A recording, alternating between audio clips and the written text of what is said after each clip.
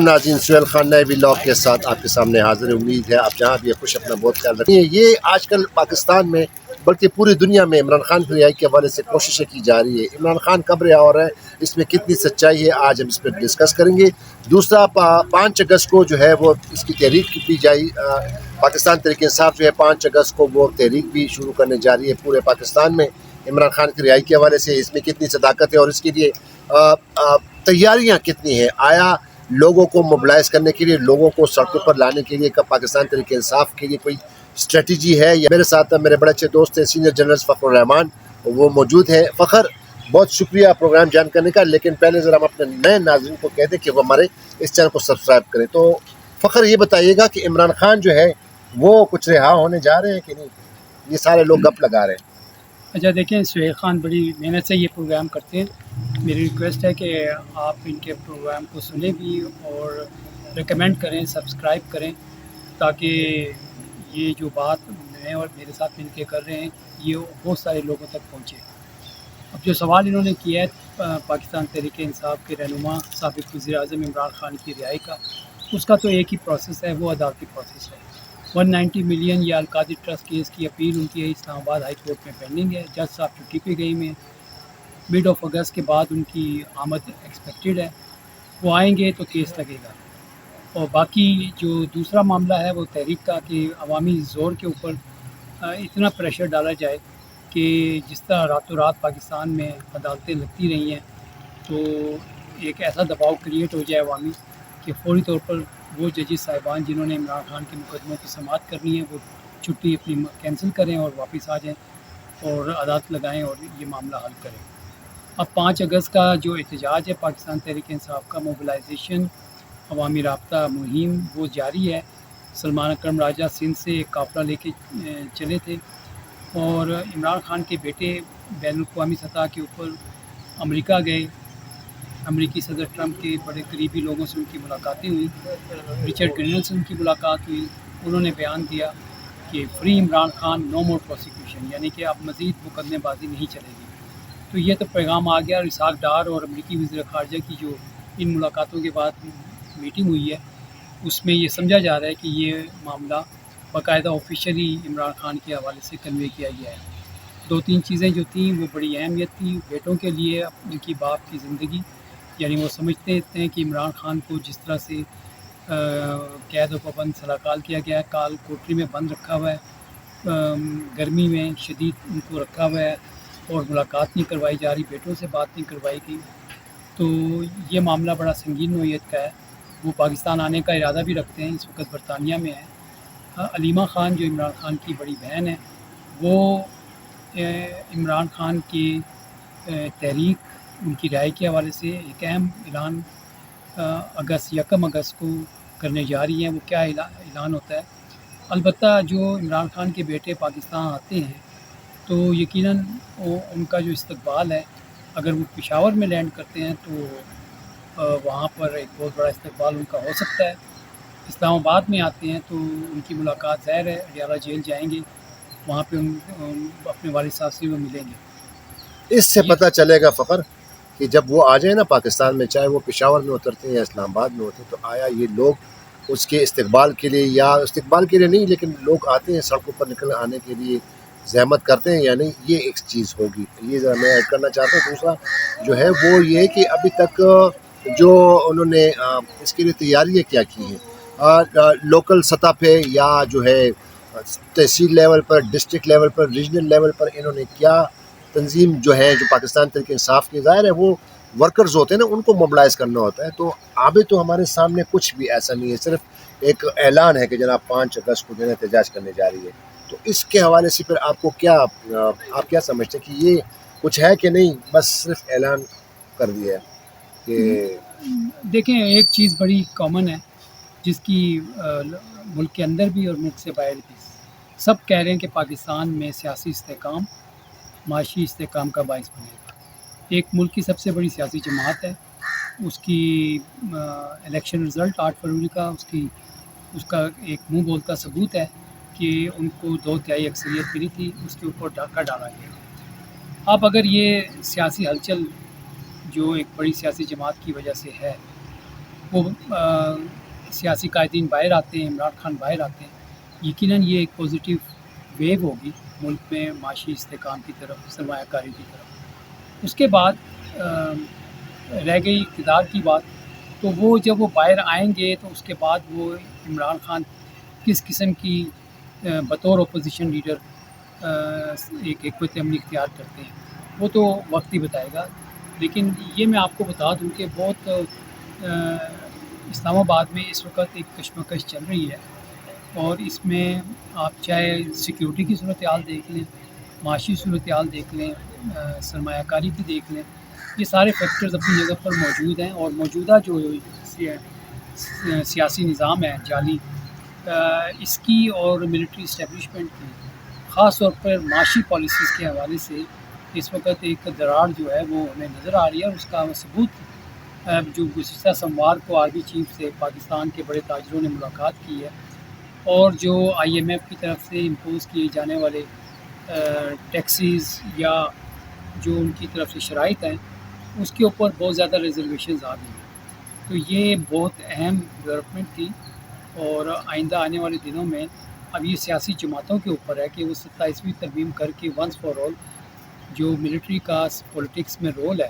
Military establishment کا، اس کا راستہ بند کر سکتے ہیں، یا پھر ایک ایسا راستہ کھول دیں کہ جس کے بعد جو ہے نا اگلے کئی سال تک یہاں پر ایک so called civilian setup کے نام پر ملٹری نظام جو ہے وہ چلتا ہے۔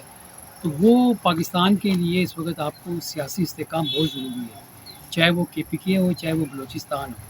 جس وقت اگر کوئی سیاسی جماعت رول پلے کر سکتی ہے تو وہ اس وقت پاکستان تحریک انصاف ہے، اور آپ کو یہ فیصلے بڑی جلد کرنے پڑیں گے۔ ڈیفینیٹلی پاکستان تحریک انصاف کر سکتی ہے، لیکن پاکستان تحریک انصاف فخر بھائی آپ کو یہ ذہن نشین کرنا ہوگا کہ جو عوام نکلتی ہے اس کے وہ لیڈرشپ کے پیچھے نکلتی ہے، لیکن بدقسمتی سے پاکستان تحریک انصاف کی جو لیڈرشپ ہے جو اس وقت باہر ہے وہ سنجیدہ نہیں ہے۔ میں نے پہلے بھی آپ کو بتایا کہ دیکھیں، میں اس میں آپ کو ایک بات بتا دوں کہ بے شک عمران خان کے جو بیٹے ہیں وہ اسی عمر کی کیٹیگری میں آتے ہیں جس میں پاکستان کے 60% عوام ہے، اور بے شک وہ ایک کہتے ہیں نا موٹیویشن ہو جائے ان کا آنا، یا ان کا استقبال کا بہانہ، یا کچھ بھی ہو۔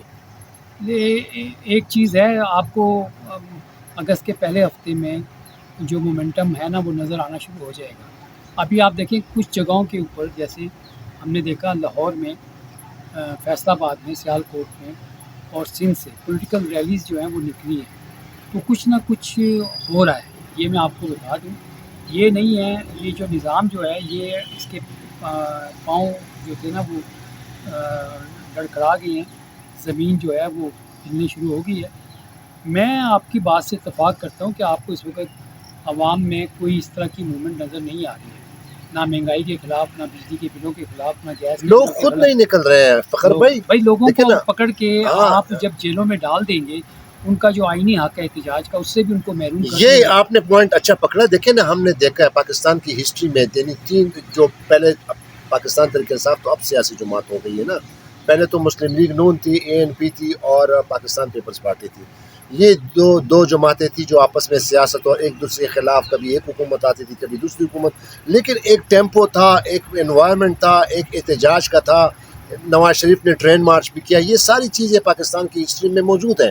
لیکن اب جو صورتحال ہے فخر بھائی، وہ تو ایسی صورتحال ہے کہ آپ مطلب احتجاج بھی نہیں کر سکتے ہیں۔ اگر کوئی احتجاج کرنے والا نکلتا ہے، اور آپ خود مجھے بتائیں کہ آپ اپنے بیٹے کو اجازت دیں گے کہ وہ اگر وہ احتجاج کے لیے کوئی نکلتے تو آپ اپنے بیٹے کو اجازت دیں گے کہ وہ اسلام آباد کی سڑکوں پر باہر آئے؟